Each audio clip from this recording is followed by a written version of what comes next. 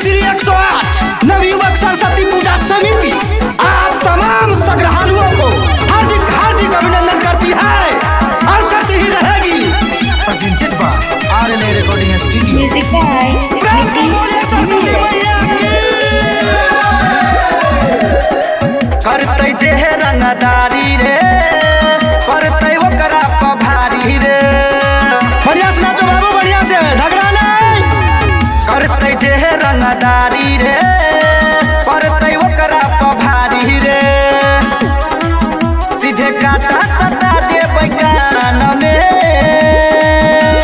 भोला बेसी मारल जे बान के। पहिले भसान हेतै मूर्ति माझियान के। बाजी लगा देबै हम अपना जान के।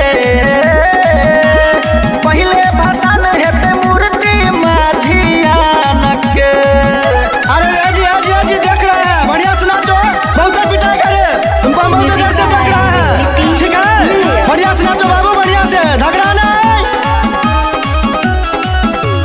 डीजे बजे भैया हिट के करो आगाने बढ़तै गाड़ी। थाना प्रशासन के तबो एतै डरबै नहीं रे भाई। पूजा कमेटी के सदस्य ध्यान दे। डीजे बजे भैया हिट के करो आगे नहीं बढ़तै गाड़ी। थाना प्रशासन के तबो एतै डरबै नहीं रे भाई। अरे मूर्ति भसेबै सम्मान से भोला बेसी मारल जे बान के। पहिले भसान हेतै मूर्ति माझियान के। बाजी लगा देबै हम अपना जान के। पहिले भसान हेतै मूर्ति माझियान के। एकदम ध्यान से, कोई भी गली कोई भी चौराहा छूटना नहीं चाहिए। प्रसादी माँ का वितरण ध्यान से करो बाबू, ध्यान से। देख रहे उसमें 2 पैकेट बना है, एक बुनिया वाला एक कसौर गाजर वाला। ध्यान से देते चलो, बढ़ते चलो। नीतीश किशन से बेसी करी है नहीं रे पंगा। नवयुवक पूजा समिति मर तो खोल के अंगा। अरे बुलेट बाबू, तेलवा चेक कर लीजिए हो। राइटर नीतीश किशन से बेसी करी है नहीं रे पंगा।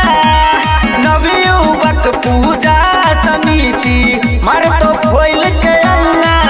चढ़ जे बहुरे छाती पर फाइन के।